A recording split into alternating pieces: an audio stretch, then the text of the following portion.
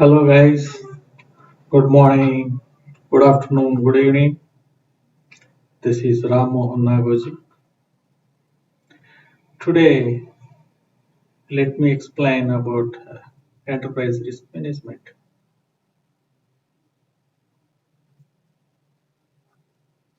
See, in enterprise risk management, we are going to cover firstly introduction to enterprise risk management and its processes. Mainly, it consists of how do we manage risks, how we identify, how we assess, how we respond to those risks.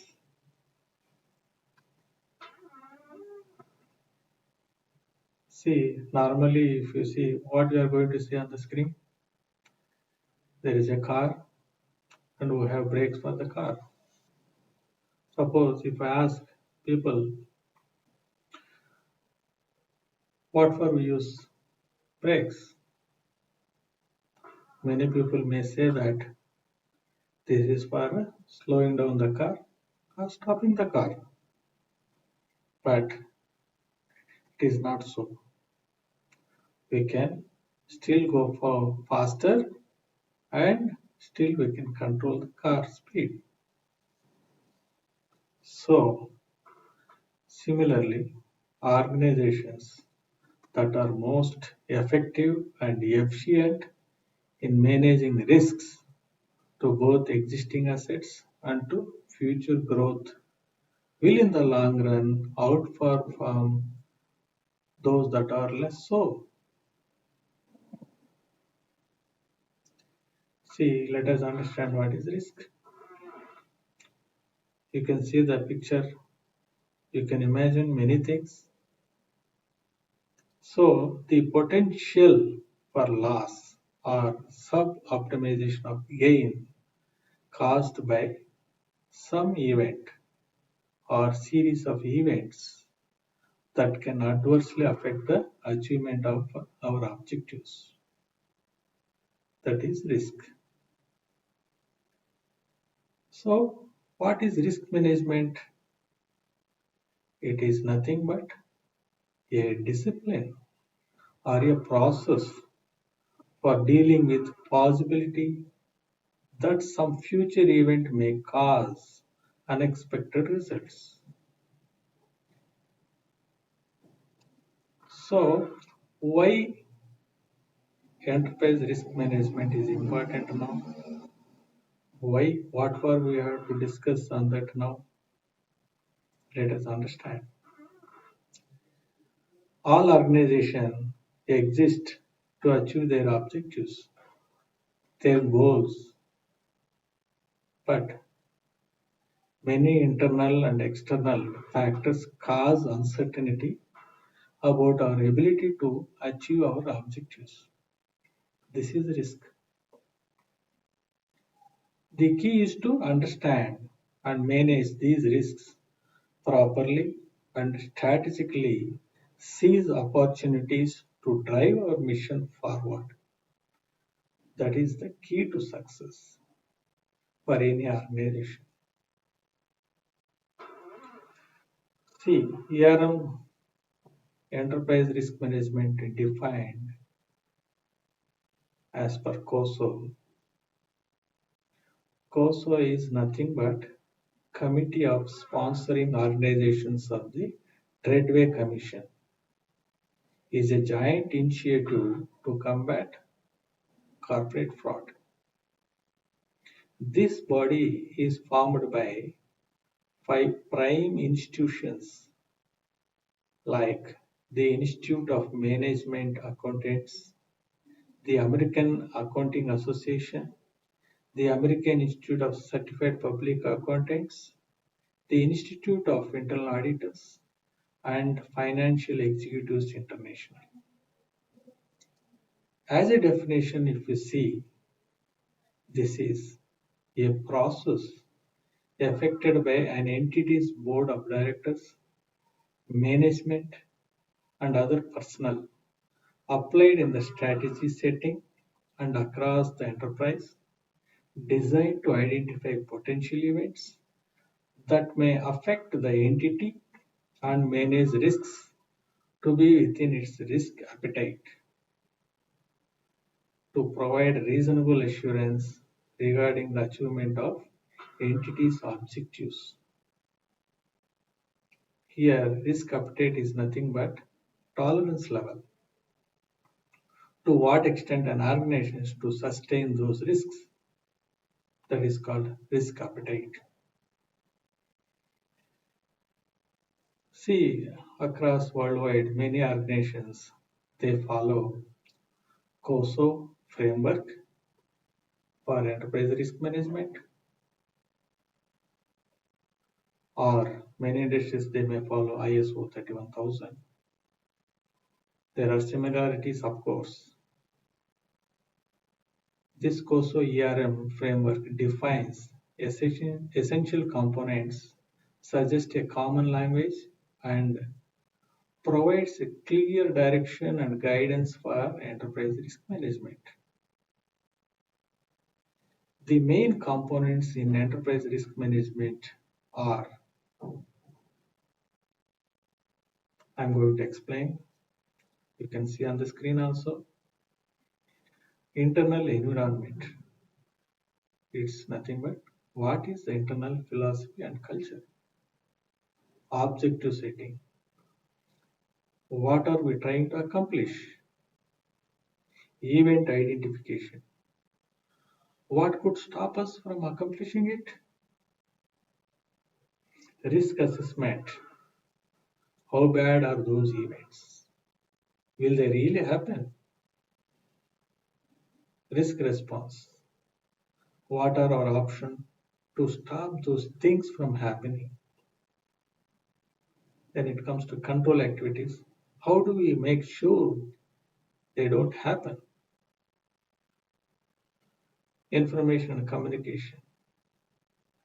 How will we obtain information and communicate? Then lastly, it comes to monitoring. How will we know that we have achieved what we wanted to accomplish? These are all the main components in ERM framework. We will understand step by step going forward subsequent slides. See ERM. What is ERM? ERM is a continuous process led by senior leadership, built into routine business process, designed to identify and manage current and emerging risks, tied to the organization's strategic goals and objectives, a mean to hold leadership accountable for managing risks, applied across the organization. But ERM is not a means to prevent or avoid all risks, is not a checklist to or to do, is not a prescriptive method for managing individual risks, is not one-time process. It should be continuous process. Is not a tool or system or software. Is not simply a listing or inventory of risks. These are the main things we need to keep in our mind while managing enterprise risk management. As far as compliance is concerned, board oversight to enterprise risk management as per Companies Act 2013, as per Section 134 of the Companies Act, the Board of Directors report must include a statement indicating development and implementation of a risk management policy for the company, including identification of elements of risk, if any, which in the opinion of the board may threaten the existence of the company. As per Section 177, the audit committee shall act in accordance with the terms of reference specified in writing by the board, which shall inter alia include evaluation of risk management systems. As per Schedule 4, independent directors should satisfy themselves that systems of risk management are robust and defensible.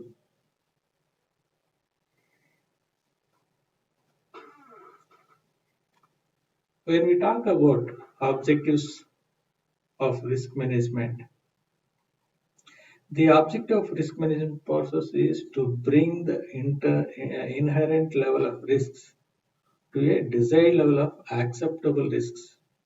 Acceptable risks, again, it is tolerance level, risk appetite of the organization. Suppose you have inherent risk. If you see on the screen, quantum of inherent risk is there in the first bar. Then, while taking various action plans, various controls, if you start establishing some controls to mitigate the risk, then it will come down inherent risk to this extent. Suppose along with the controls, if you have some more treatment plans for mitigating that risk, we can reduce it to acceptable level, that is called residual risk. See, there are various risks. If you see, normally in our life, there is a calculated risk and self-imposed risk and self-inflicted risk. See, if you see calculated risk, risks resulting from organization strategic and operational choices intended to generate value. Imposed risk, these risks originating from uncontrollable and unavoidable external factors like regulatory changes. Similarly, self-inflicted risks, these risks resulting from day-to-day operations, decisions, and behaviors of constituencies. Example, poor judgment and gaps in compliance. C. While managing risks, this enterprise risk management has to be aligned with our vision and mission. Without integrating enterprise risk management in our strategic plans, in our vision and mission, no organization will succeed. If any organization, without aligning, without integrating enterprise risk management into their goals, into their mission, into their strat plan, it will be very difficult to succeed. So it is all the more important to align enterprise risk management along with strat plans. Here, risk management process, some key attributes. In entire risk management process, there are four processes are there. One is, how do you identify risk? How do you assess the risk? And how do you respond to those risks? And how do you monitor those risks? These are all the simple steps. So if you see here, as a part of risk identification, identify internal and external events that affect the organization objectives. Once you identify, you can concretize the risk by defining event, its outcome, and effect on objectives. First, identification is important, very important. What are those risks, probable risks that we may face? Once you identify those risks, assessment is a very important step. In this assessment process going forward, I am going to explain that how do we assess. In this process, we evaluate all identified risks based on impact on occurrence and vulnerability of the organization if it occurs. Vulnerability in the sense its likelihood here. Develop an assessment framework and rate the risks. Create a heat map and confirm the priority of risk. In, in the process of risk response, we decide on the countermeasures for each risk. What kind of countermeasures we can take to mitigate those risks or to eliminate the risk. Then develop a plan for each countermeasure and implement it. And lastly, reporting and monitoring. In this process, keep track of status of implementation of each plan periodically. Review each step of risk management process. So this continuous monitoring is required. Many organizations they keep monitoring quarterly, half yearly, like that, and we keep we keep progressing accordingly. As far as risk management policy is concerned, in any organization, it is top-down approach, and as a risk coordinator or chief risk officer will work as a liaison between the risk management steering committee and the risk owners. Here, risk owners are nothing but each functional head like supply chain management, finance, marketing, strategy, information technology, like that. Each function will have a owner. Normally, functional head will take lead as a owner, as a risk owner, and the risk coordinator or chief risk officer will keep coordinating with these owners to review risks from time to time, and we keep reporting to the risk management steering committee. In turn, risk management steering committee will apprise both audit committee and board of directors. Now we are going to see how we identify risks. See,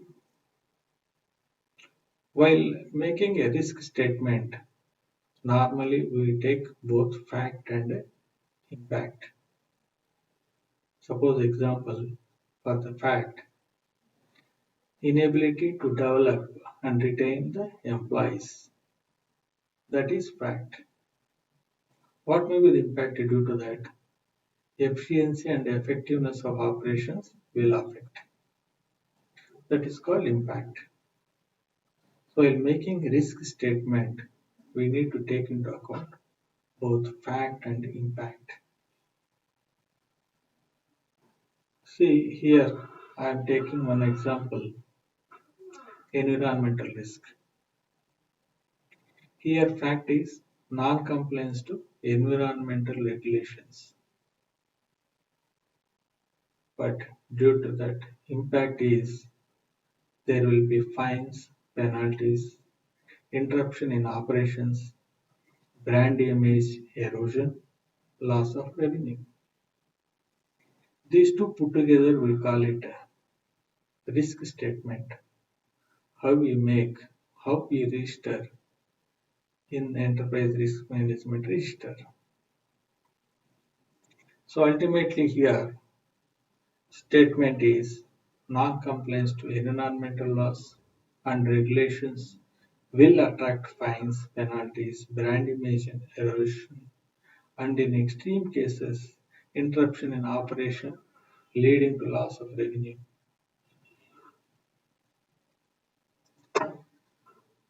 See, while classifying various risks, we need to we can categorize into various classifications like reputational, financial, operational, compliance, and strategic. This may fall under either one of these or more than one or all of these categories. It, it is not necessary that each risk item should fall any one of these. No, it can fall either one or more of these categorization. If you see in reputational, for example, how will the public at large view this if covered by the news media? What are the potential losses or gains? How will our day-to-day operations be affected due to the risk? Is it required by regulation or law? Is our short or long-term success at stake? These are all the things needs to be looked into while categorizing particular risk item, particular risk statement. See here some of the examples I'm giving here under each of the risk type. Example, under strategic, reduction in business vitality due to competition, loss of intellectual property and trade secrets, increasing geopolitical barriers to trade in the form of protectionism and nationalism, negative impact to reputation or loss of public trust. In operational risk, we can see examples like breakdown in movement of goods, loss of business continuity, procurement and supply risks, including those related to human rights, availability of key materials and or labor, inefficient use of resources, increased product cost. As far as compliance is concerned, increasing regulatory changes and enforcement in areas such as product quality, safety, and effectiveness concerns, significant legal proceedings, including product liability. In financial risks, normally we can see poor financial results or economic performance, changes in tax laws or exposures to additional tax liabilities, fluctuating currency exchange rates, inflation, and currency devaluation, financial misstatement, credit risks. As far as environmental type of risks are concerned, there are increased severe weather events such as storms and flooding, increased pollution due to inadequate waste management, use of unsustainable materials in the product life cycle. In social type of risks, human capital development risks, including leadership sustainability, management succession and capability, employment engagement and accountability, unfair labor practices, including collective bargaining, freedom of association and grievance process. And lastly, cybersecurity examples like data breach or fraud, impact to availability of critical information systems, security incident at critical third party affecting business operations. These are all the some of the examples which you need to keep in your mind while categorizing particular risk item.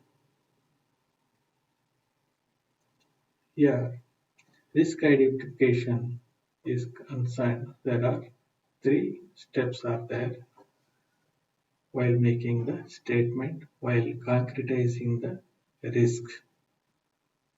Firstly, a risk item we need to write like a brief description of the risk. Example, challenges in talent attraction, development and retention at plant location. This is a risk statement. This is a risk item.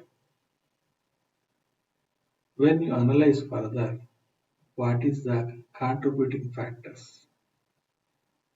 The reason behind the occurrence of the risk. Example, due to location constraints, talent attraction is a challenge. Due to this contributing factor, what will be the impact ultimately? For this example again, impact will be non-availability of employees to support the growing needs of the business. So, in risk identification, in concretizing the risk statement, we have risk item, event or contributing factors, and outcome, high level impact. This is the risk identification. If you see here, I am showing this is the format of Excel statement wherein when we write various risks in organization, we need to fill columns like function or division, risk item, and we already explained under which category, under which risk category it may fall, and risk description, event contributing factors, and outcome. This is the main steps to identify risk and making a risk statement and registering in our main risk register. This is one of the example how best you can articulate the risk. Suppose in the function or risk category of supply chain management, risk item can be delays in import shipment leading to non-availability of raw material stock. There is a risk. What are those factors which are contributing? Import containers can face with several different types of exams for many different reasons, subject to numerous import controls and regulations, and it is costly and time consuming. Custom clearance problems, like all these factors may be there. And what is impact due to these contributing factors and due to this risk item? Outcome is impact is leads to customer dissatisfaction on account of untimely delivery of our products to our customers. So far we learned about risk identification. Now we are going to start a risk assessment. How do we assess the risk? And whatever we identified so far risk items.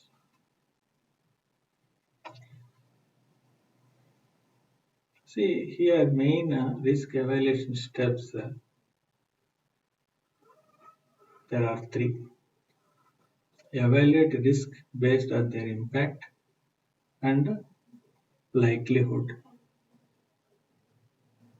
This is a fundamental, very important step in risk management.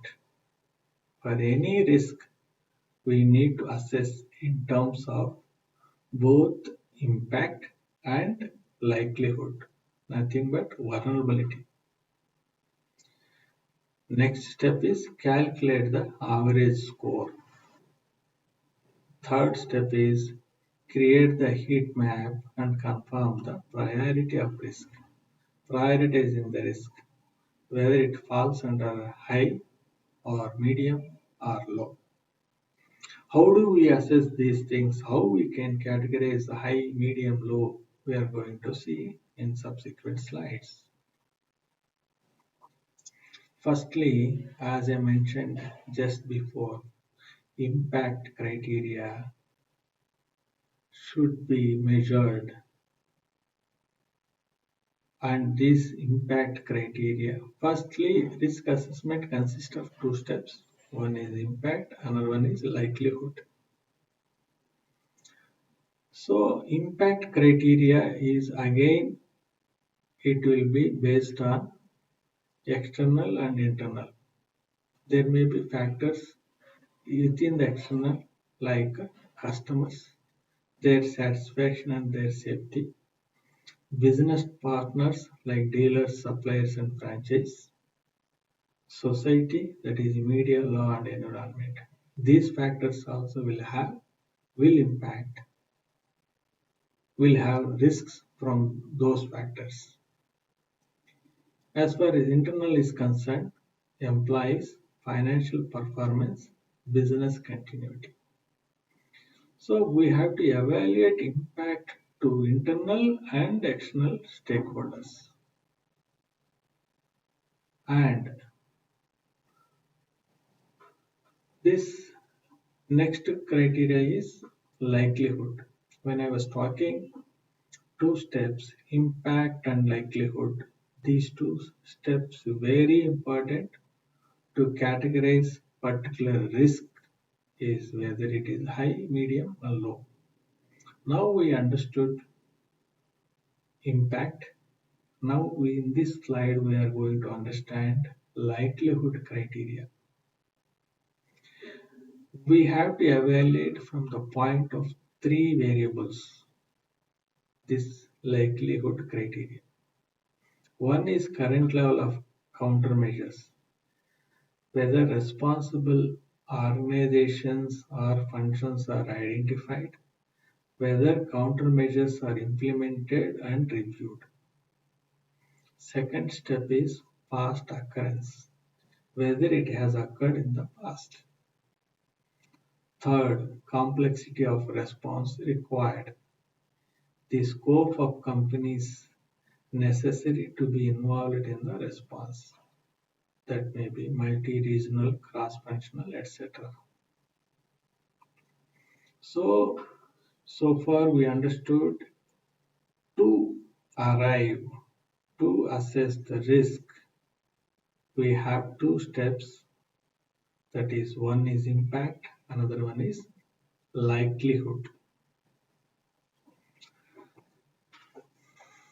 How do we score?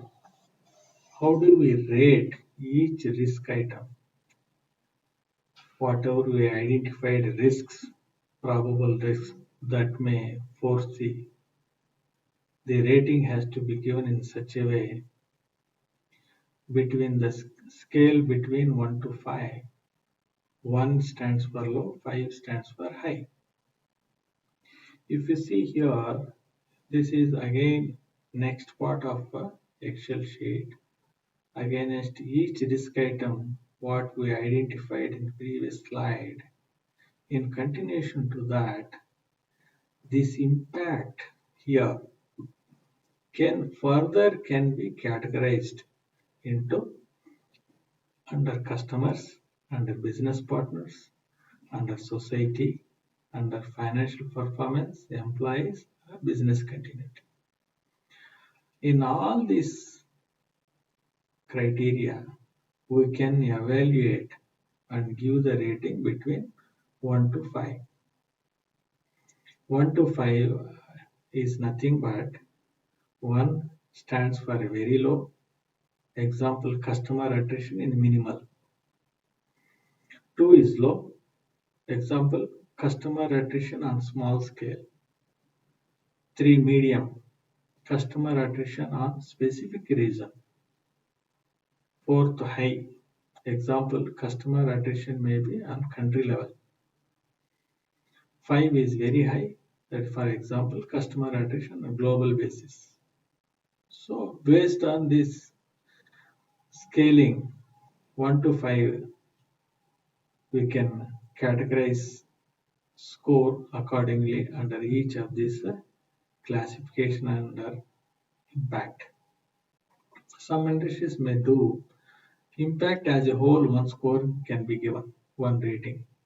Here what we do, here elaborately we are giving under each of these criteria we give 1 to 5 scaling, and we can take result under this ultimate total column score is based on the maximum value of these columns or average of that value we take under the score. So this is the rating ultimately for that particular risk item under impact only. Now we are going to evaluate vulnerability.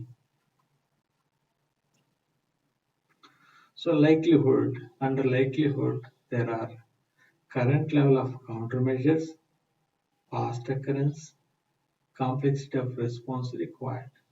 Under these three columns, again rating will be given. How particular risk happened earlier, whether it was happened or not happened.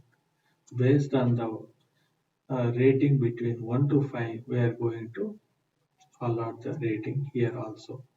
Say example, 1 is the least one, that is rare. This will probably never happen or recur.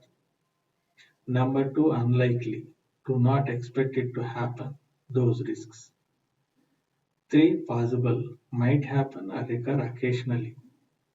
4, likely. Will probably happen or recur, but it is not a persisting issue.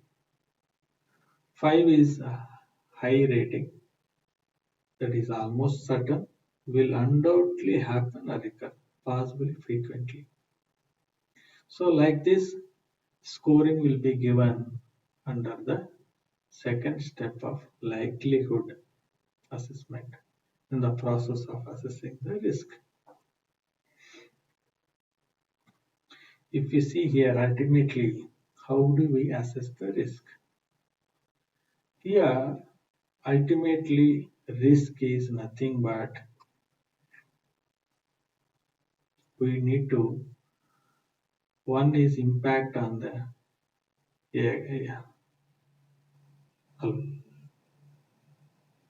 See, ultimately here, if you see x-axis and y-axis in the graph, if you plot the values, impact on x-axis and likelihood on y-axis, these ratings, whatever we studied so far, whatever we have given ratings, both in impact and vulnerability, this looks like this.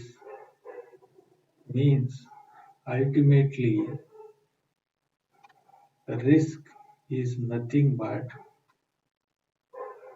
impact multiplied with likelihood.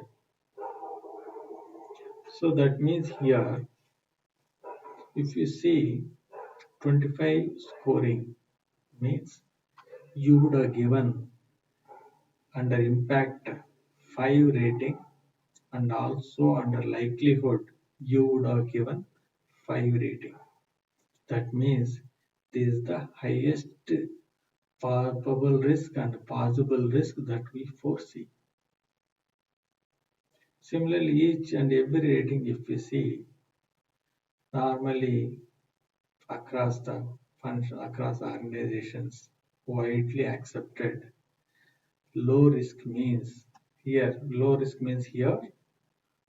impact, the value arrived by taking impact multiplied with vulnerability.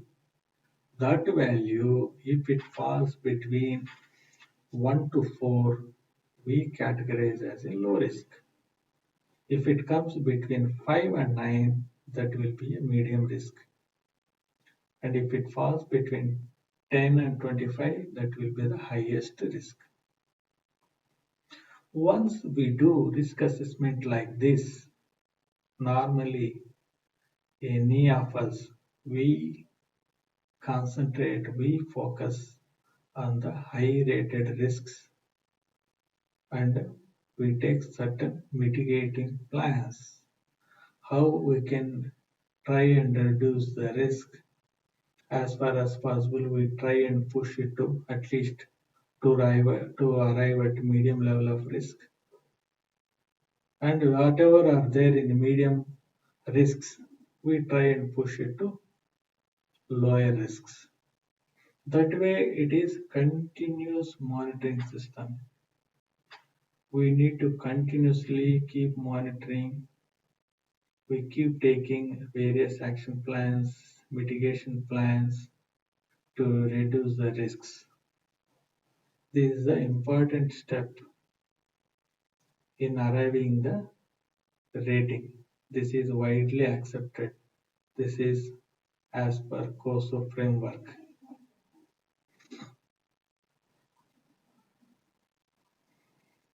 When it comes to risk register, so far we understood how you write various risk items and under sorry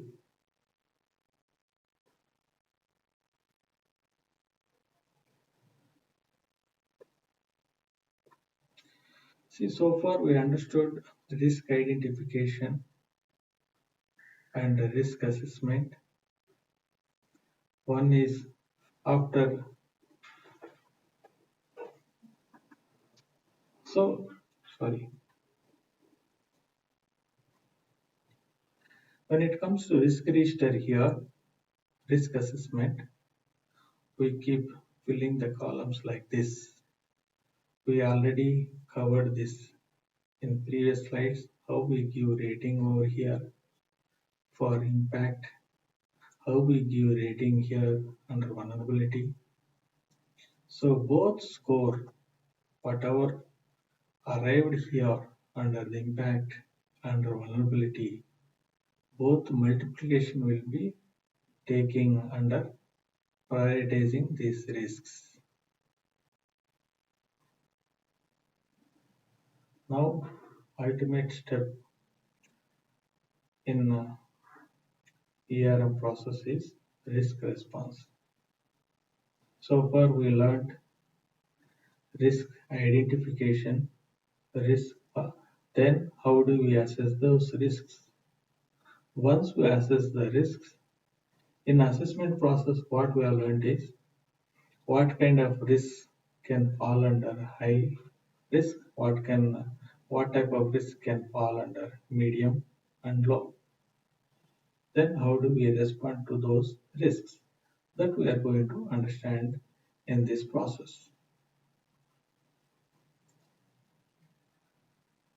See here, risk owner should examine each risk carefully and how it will affect the organization. The desired outcome of the response is to be defined, whether the intent is to lessen the impact of risk event or conversely to incur the loss so as to pursue an opportunity. The main key consideration in this risk response are determine if risk falls beyond defined risk appetite and tolerances. Nothing but to what extent you can tolerate. Then outline available risk response options. This is very important in this process. Once you identify and assess the risk, particular risk, you need to decide whether you want to accept that risk or to avoid or share or mitigate. These four steps are very important after assessing the risk. Then develop criteria to assess risk response options. That is ease of implementation, impact on objectives. Then consider stakeholder perspective of response selected. establish performance measures. Then, just now I was talking about how do we respond once the risk is assessed. There are four steps. See, in the case of few risk items you need to avoid or terminate. In the sense, feels the risk is unacceptable and exiting the activities giving rise to risk. Nothing but particular activity we are not going to take up due to which that risk may be very high. So the activity itself will not take into account. We may stop. So example, exiting operations in geography or declining expansion of operations to a new geography. In some cases, we may transfer or share the risk, like choose to transfer or share the risk to a third party. Example, purchasing insurance products, engaging in hedging transactions, or outsourcing an activity. In this type, we may avoid to some extent risk. We may share it. Some third party may share it. And for some risks, we have to mitigate, we have to reduce by taking various mitigating plans. And some risks that is obvious that we need to accept it. Decides to accept, manage and monitor the level of risk and take no action to reduce the risk. That is obvious. There's some risk we need to accept it. And when it comes to next part of it, how do we mention in how do we capture those things in a Excel sheet containing consolidated enterprises risk management register. If you see here, overall register look like this in Excel. If I plot the risk register so far what I have explained.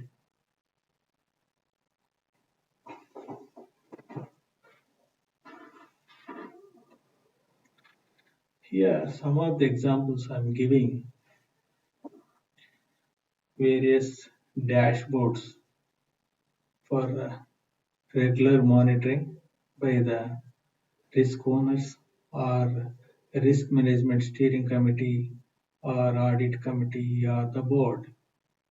These are all the some of the dashboard examples. We may compare between earlier period review and current period review. Example Q1, Q2, summary of risks at macro level, that is function wise. How many high risks are there? How many medium? How many low? Similarly, in all the functions, comparing between Q1 and Q2. Here's one more example. How does heat map look like? And within the heat map, how many risks are falling under this rating? How many risks are there in this rating? That means here number of risks, 24 risks are falling under. Between impact 2 and likelihood of 3, there are 24 risks. That way, various dashboards we can present to the management. This type of dashboards gives and very important for reviewers where to take correct decision, how to mitigate the risks, what kind of mitigation plans we can implement. These are all the things we can take proper decisions. This one more kind of dashboard. So that's it from my end. I think I hope you enjoyed the session. Thank you very much for your time. Thank you.